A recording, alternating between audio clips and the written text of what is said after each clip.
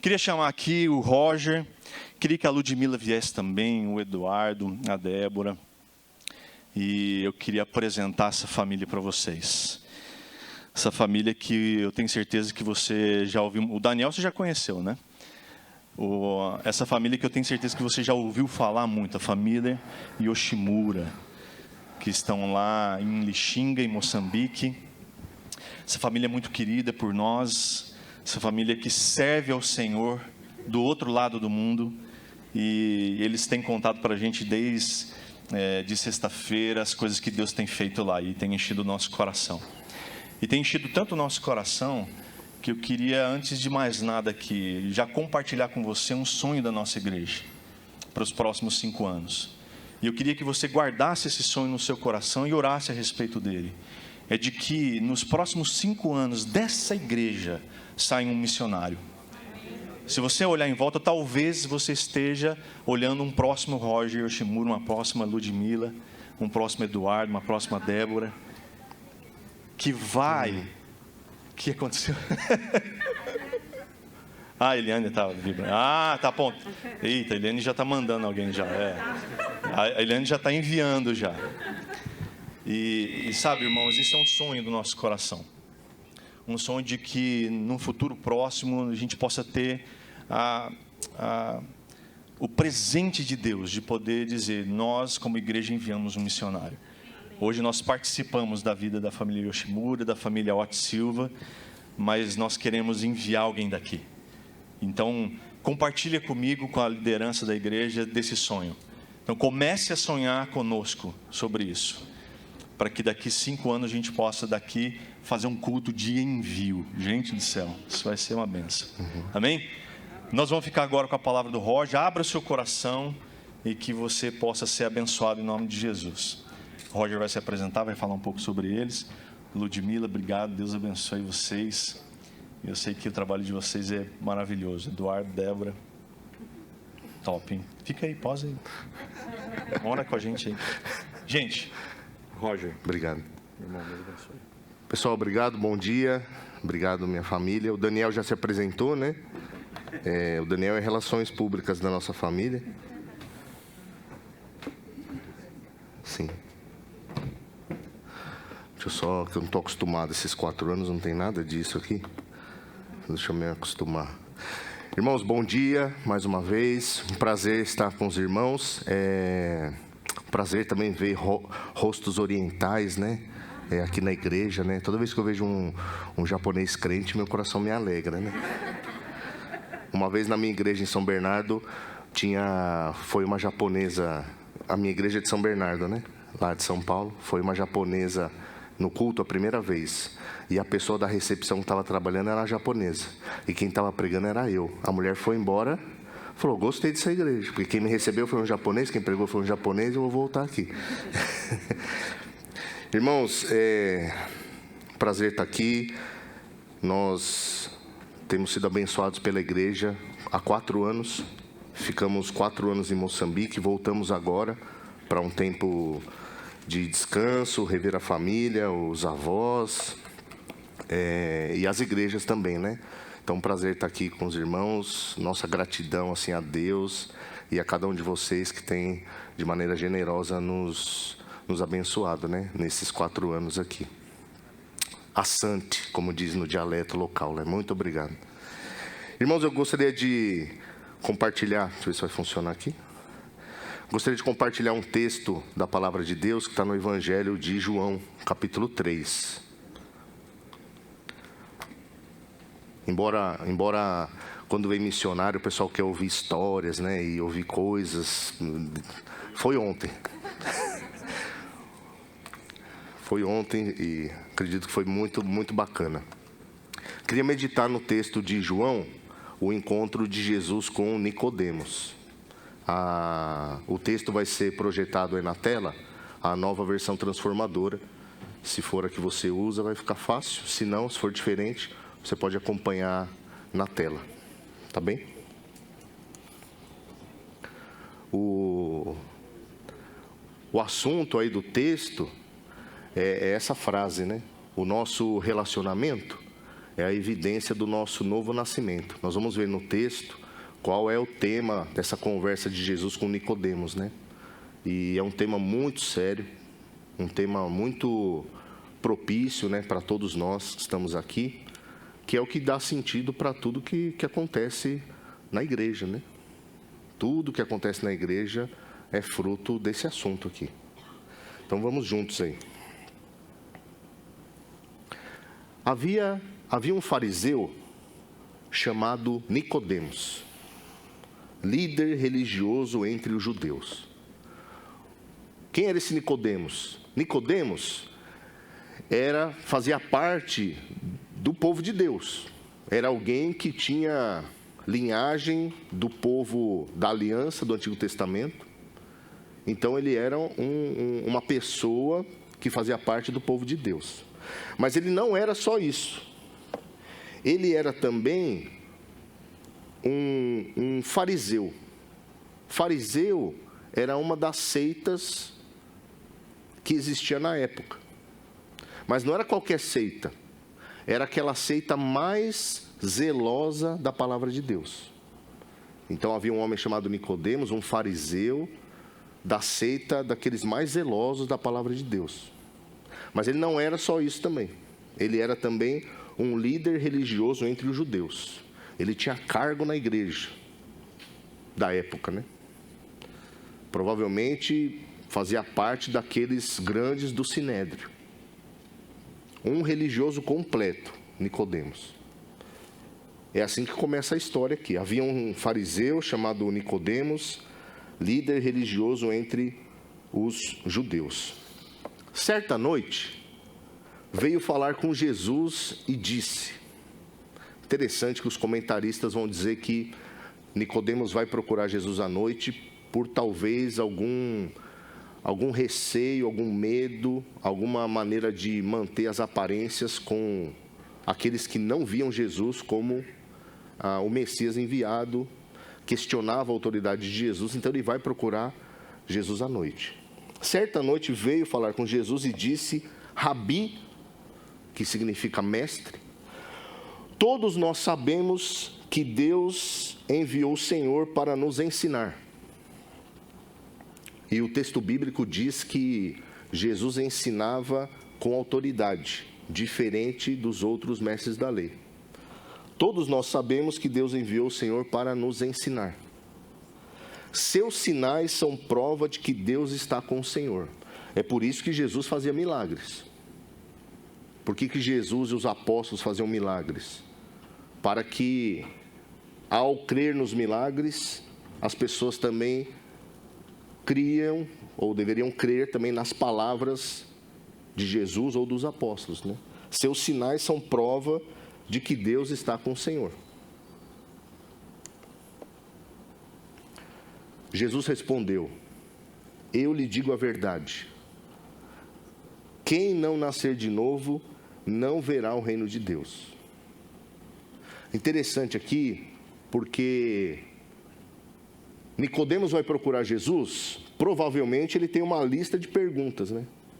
Ele tem uma lista de questionamentos, ele quer ouvir Jesus a respeito de alguns assuntos. Mas quem vai dar o assunto da conversa é Jesus.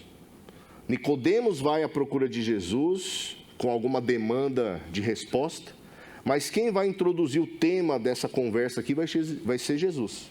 E qual é o tema? Quem não nascer de novo não verá o reino de Deus.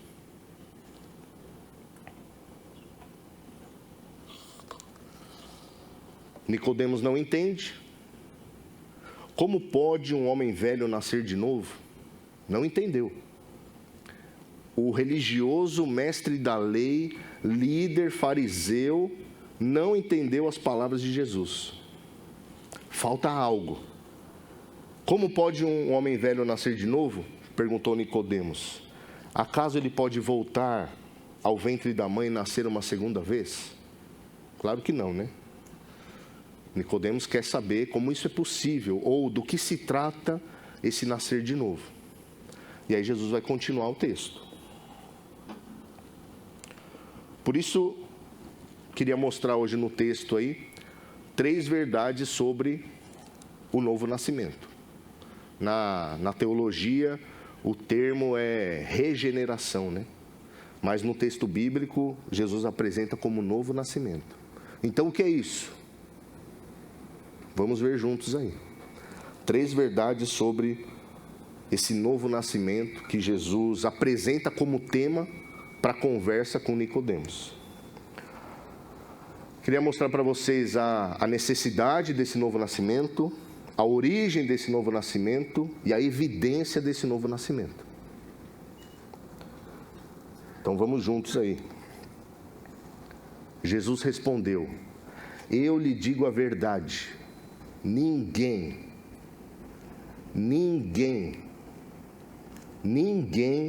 pode entrar no reino de Deus sem nascer da água e do Espírito. Por isso, a necessidade do novo nascimento. Quem não nascer de novo, segundo as palavras de Jesus, não pode ver o reino de Deus, não pode entrar no reino de Deus. É uma condição necessária. É uma condição necessária para acessar o reino de Deus. Por isso a necessidade. Jesus vai repetir essa expressão nascer de novo 3 vezes. Ele já falou no verso 3, falou no verso 5 e vai falar no verso 7. Eu não sei se você já teve essa experiência, né? Como filho ou como mãe, né? Eu já vou falar uma vez, né? Vou falar 2 vezes. É a 3ª vez que eu estou falando, né? Então, quando o pai e a mãe falam pela 3ª vez, o assunto fica sério, né? Não é isso? Então, Jesus está falando 3 vezes no texto. 3 vezes sobre a necessidade do novo nascimento. Sem ela, não pode ver o reino de Deus. Sem ela, não pode entrar no reino de Deus. É uma necessidade primária, primordial, essencial, primeira, a pessoa nascer de novo. O que é isso? Vamos ver juntos.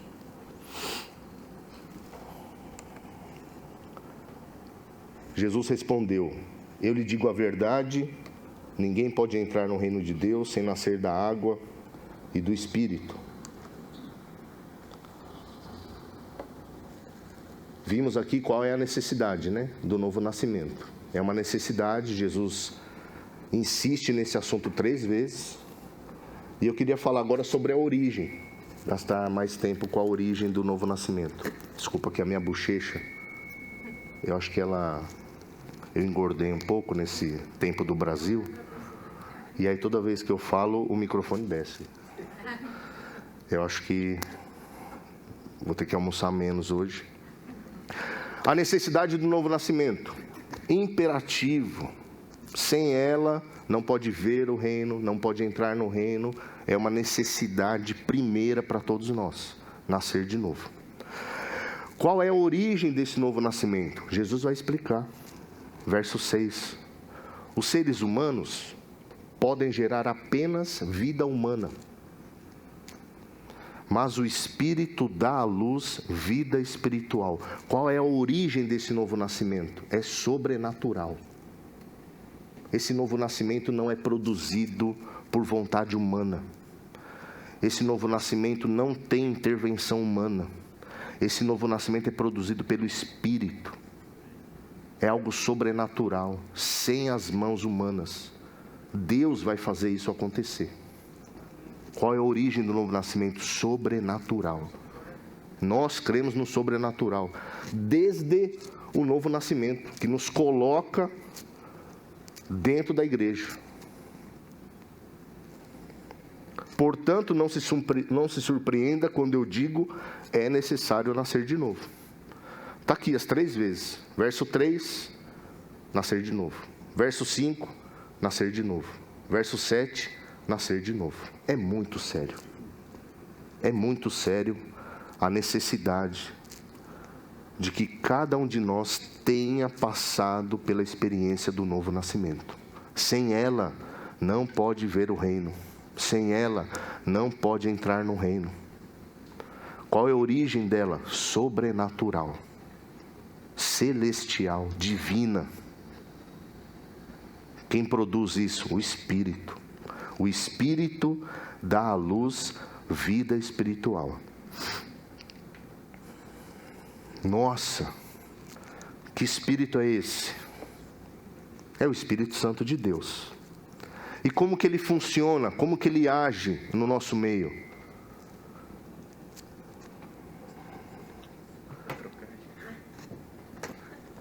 Peço perdão pela minha bochecha. Obrigado.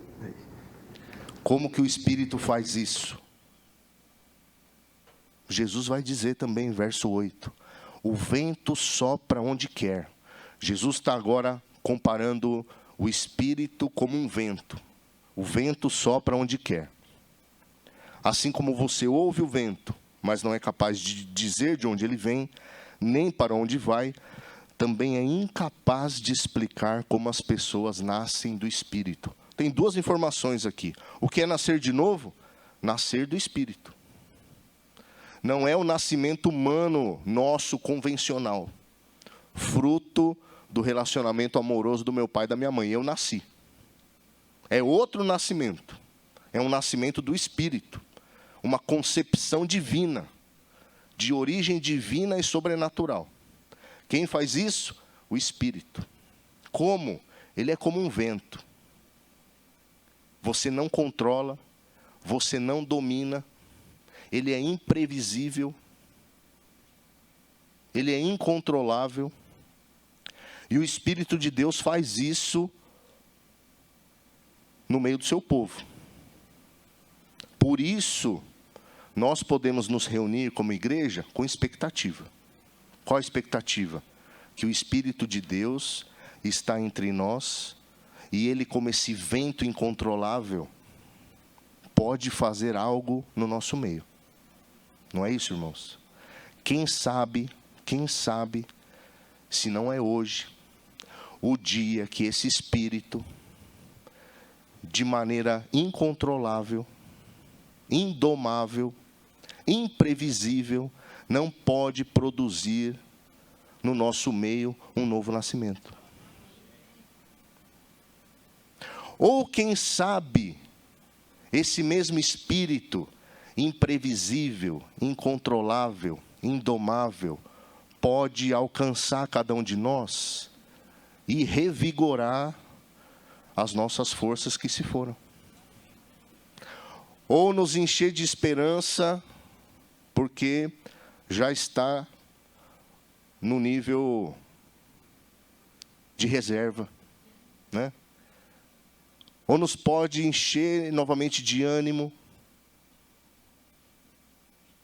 pode nos encher de novo de coragem, pode nos fazer vencer a dor física, a doença, a enfermidade, com esperança.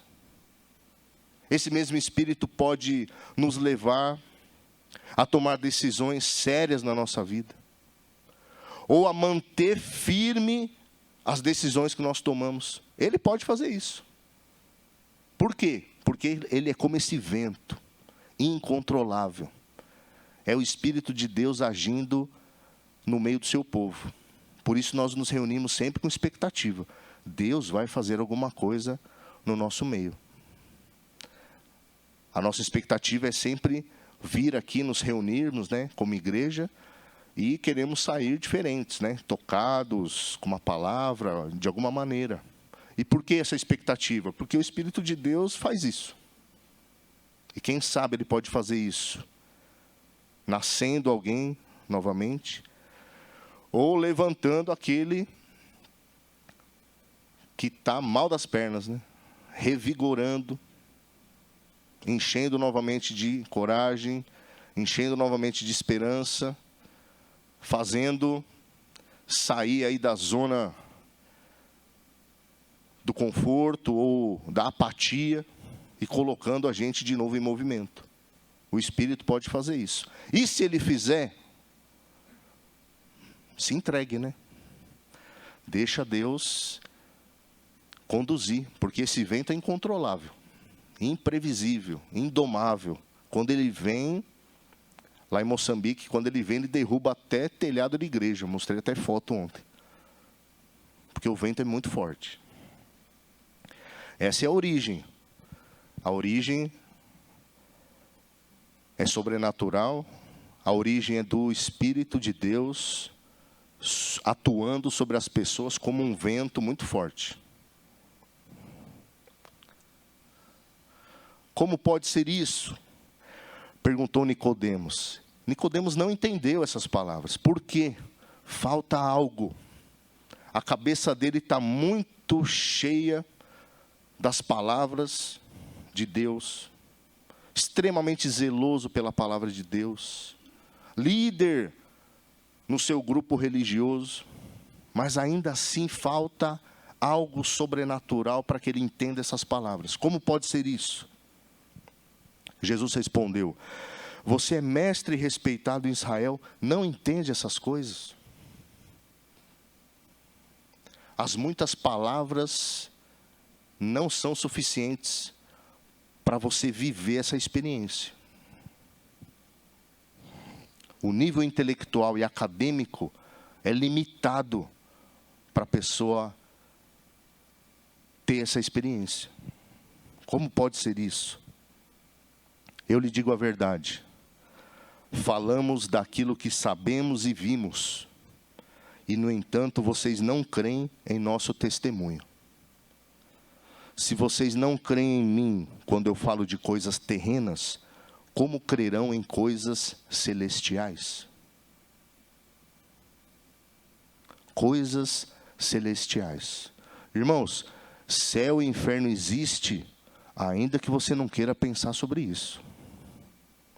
Anjos e demônios existem, ainda que você não queira discutir sobre isso. Possessão demoníaca na África e no Brasil, guerra espiritual, existe, ainda que você fuja dessas conversas. Em Moçambique, então, coisas celestiais. Se não creem nessas coisas terrenas, como crerão em coisas celestiais? Ninguém jamais subiu ao céu, exceto aquele que de lá desceu, o Filho do Homem. Qual é a origem do novo nascimento? O céu.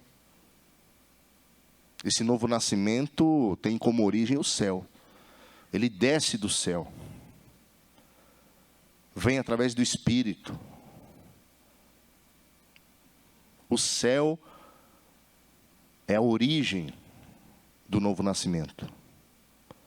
E se alguém quer o céu como destino, precisa recebê-lo como origem também.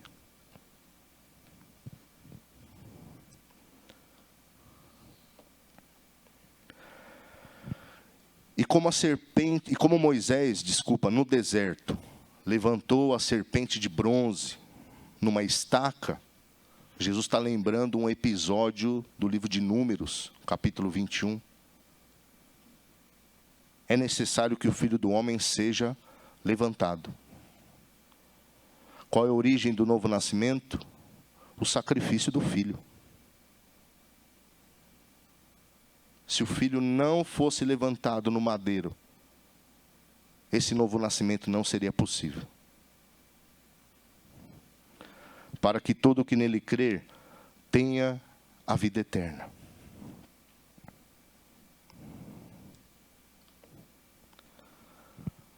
Conhecido versículo, né? Decoramos desde cedo na escola bíblica dominical. Porque Deus amou o mundo, que deu seu Filho único, para que todo o que nele crer não pereça, mas tenha a vida eterna. Qual é a origem do novo nascimento? O amor de Deus. Deus prova o seu amor por nós, enquanto Cristo morreu por nossos pecados, enquanto nós éramos pecadores. O amor de Deus já foi demonstrado por nós. Duvide da sua inocência, mas não duvide do amor de Deus por você. Ele já provou isso. Ao custo do seu único filho.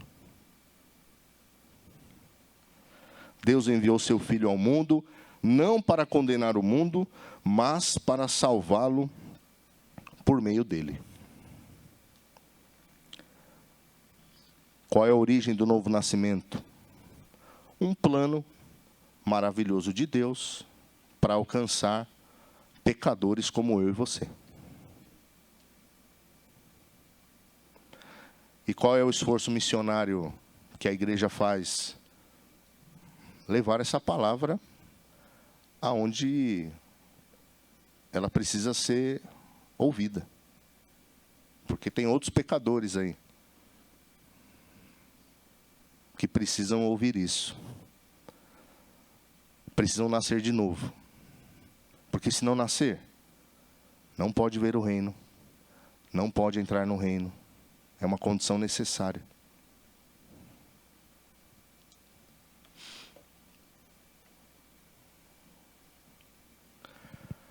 Não há condenação alguma para quem crer nele.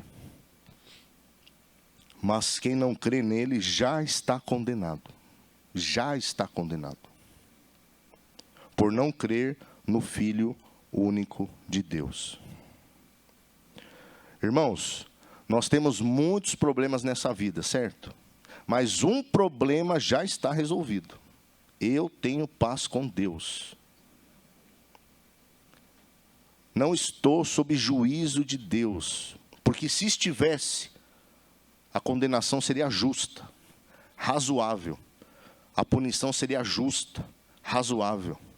Os meus argumentos seriam limitados e não mudaria a sentença. Esse problema eu já resolvi na minha vida. Eu tenho outros. Tenho de saúde, tenho outros. Mas esse problema está resolvido. Eu tenho paz com Deus. Não estou mais em condenação. O justo juiz atribuiu inocência, não porque eu tenha, porque a culpa pelo meu pecado já foi paga pelo meu advogado. É isso. Esse é o Evangelho de Jesus Cristo, né? Sem mérito humano nenhum. Isso nos envergonha. E a condenação se baseia nisso. 19. A luz de Deus veio ao mundo, mas as pessoas amaram mais a escuridão que a luz, porque seus atos eram maus. Por que as pessoas negam o Evangelho? Por que as pessoas negam a Jesus Cristo?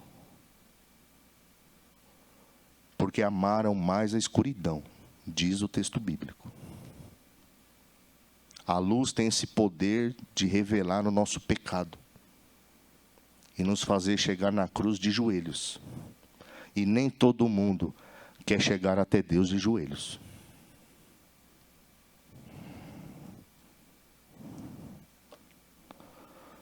Por isso, o nosso relacionamento é a evidência do nosso novo nascimento. Porque, caminhando para o final, a grande pergunta é a seguinte. O assunto é muito sério, né? Jesus falou 3 vezes sobre a necessidade de nascer de novo.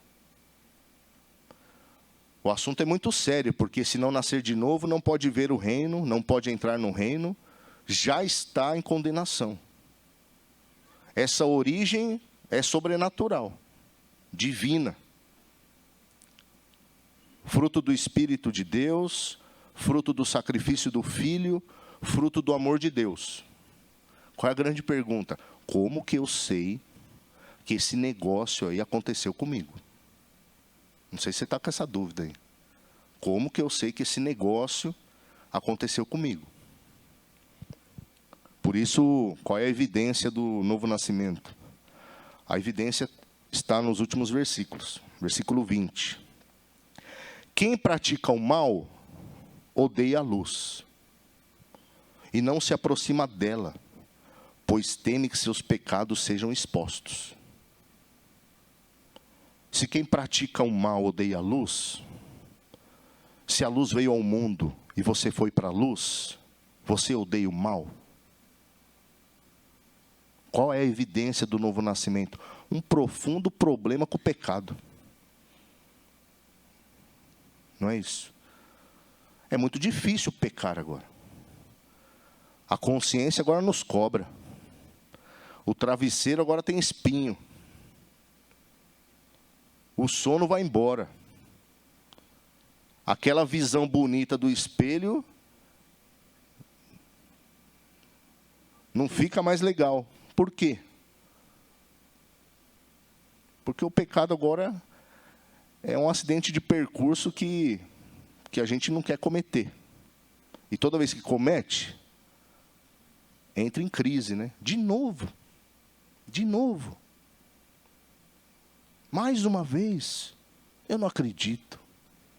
Vontade de se esmurrar, né? É assim com você também? Qual é uma evidência de alguém que nasceu de novo? Um profundo problema com o pecado. O mal, a escuridão, não combina. E quando a gente coloca a mão lá, a gente entra em crise, entra em parafuso, fica com vergonha, né? A oração não passa do teto. É assim com você? É assim com você? Quem pratica o mal odeia a luz. E você odeia a luz? Você consegue assistir o Datena e não ficar morrendo de ódio desse mundo perverso? E bomba caindo na Ucrânia. E mulheres na África sendo violadas. Mutilação genital. Casamento infantil. Rito de iniciação com estupro coletivo. Os negros albinos são perseguidos e mortos para fazer feitiçaria. Você olha para tudo isso, você não dá para viver normal. O crente é aquela pessoa que vive em crise. Em crise. Porque a gente não se conforma com esse mundo. Não sei se é melhor Deus vir logo com a sua justiça ou Ele poupar por conta dos escolhidos.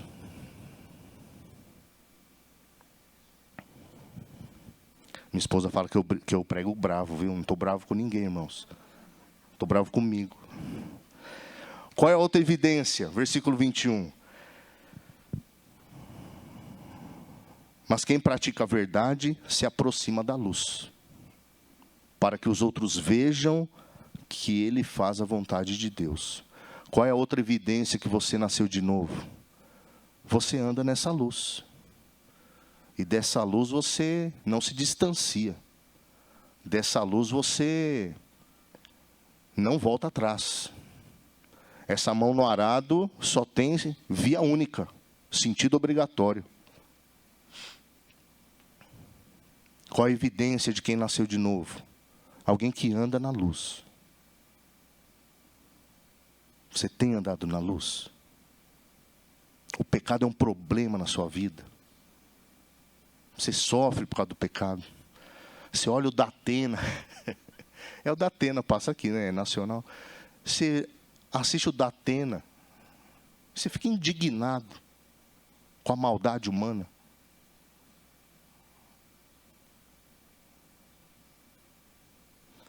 Quem pratica a verdade se aproxima da luz.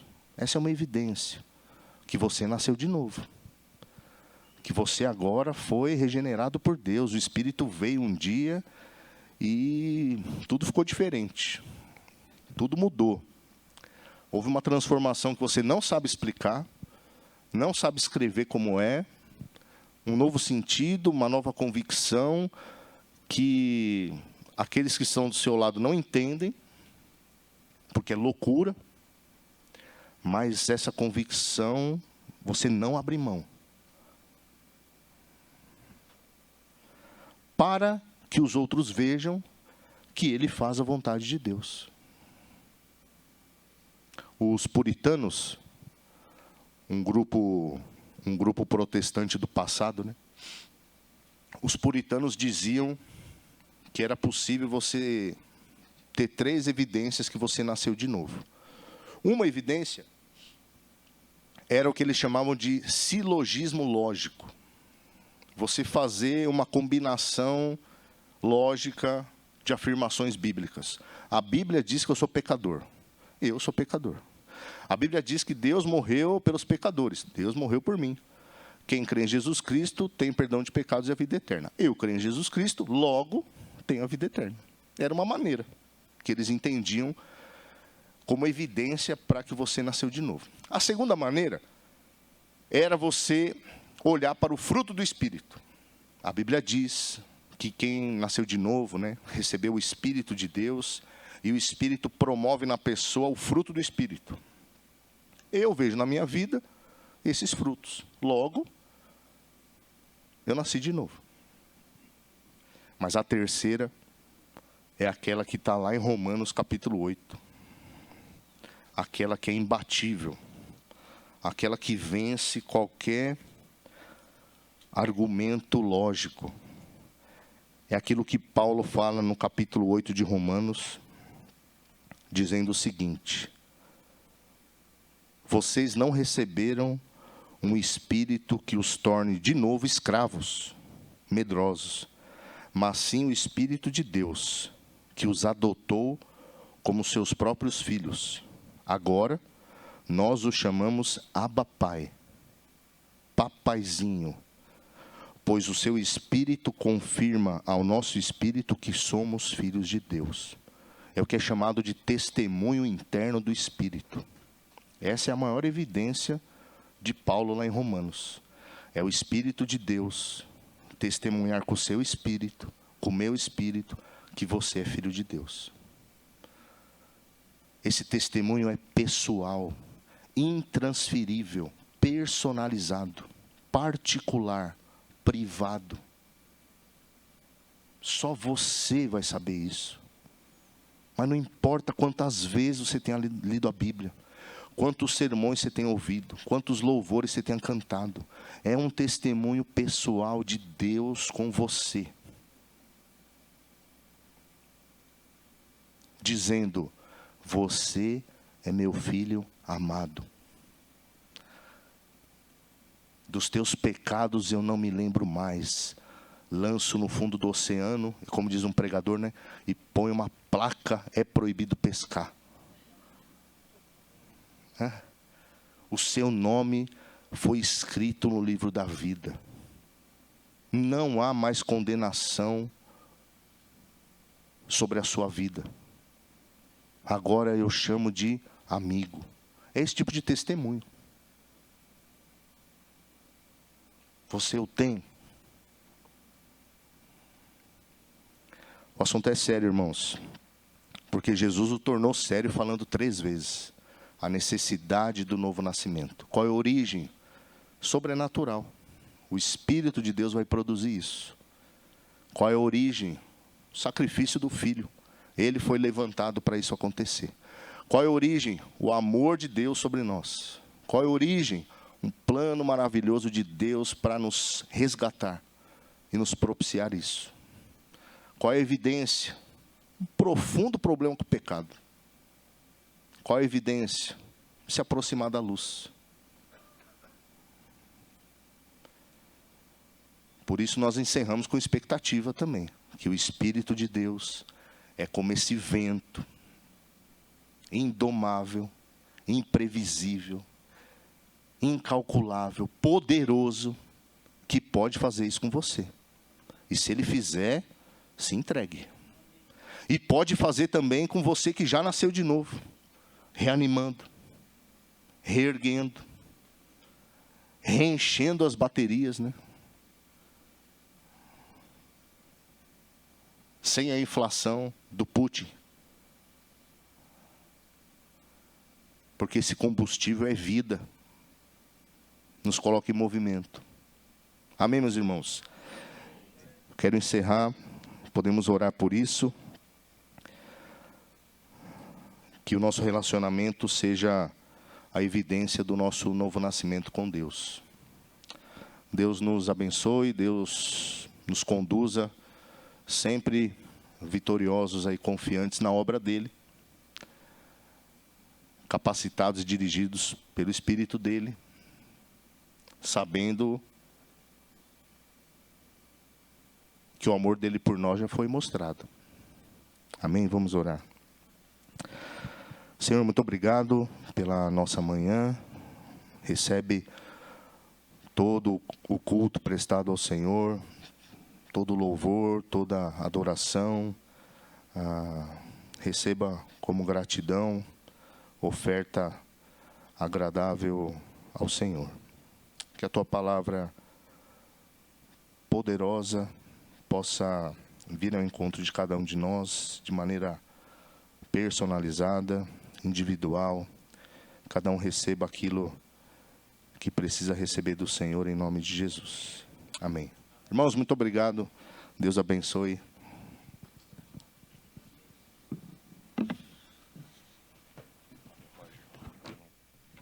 Amém. Graças a Deus. Obrigado, Roger, família Yoshimura. Voltem sempre, viu? Domingo que vem, se quiserem, aí pode voltar aí, né? Irmãos, você pode ficar de pé por um instante. O Roger e a Ludmila vão estar ali embaixo. Tem a banquinha do Roger, né? Tem algumas coisinhas ali. Tem uma lembrancinha que eles prepararam para você. Então, você pode passar lá e pegar uma com eles, conversar um pouquinho com eles e eu tenho certeza que todos nós fomos abençoados hoje. Amém? Tenho certeza que Deus falou conosco, falou no nosso coração. Então, feche teus olhos, vamos orar mais uma vez para a gente encerrar esse culto. Pai, obrigado, Senhor. Obrigado por esse culto. Obrigado pela Tua palavra ministrada ao nosso coração. Que o Teu amor, ó Deus, possa continuar aquecendo os nossos corações, continuar nos impulsionando, Senhor. Que a graça de Jesus possa, a cada dia, Senhor, confirmar em nós o Teu chamado, a Tua salvação em nós, nos levando sempre para a luz. E que a cada dia, Deus, o pecado de fato seja um problema para nós. Ó Pai, em nome de Jesus, que a comunhão do Teu Espírito Santo nos una cada vez mais uns com os outros, Senhor. Para que a gente possa viver a igreja todos os dias, não só aos domingos, mas todos os dias. Em nome de Jesus. Amém. Que Deus abençoe você, um ótimo domingo.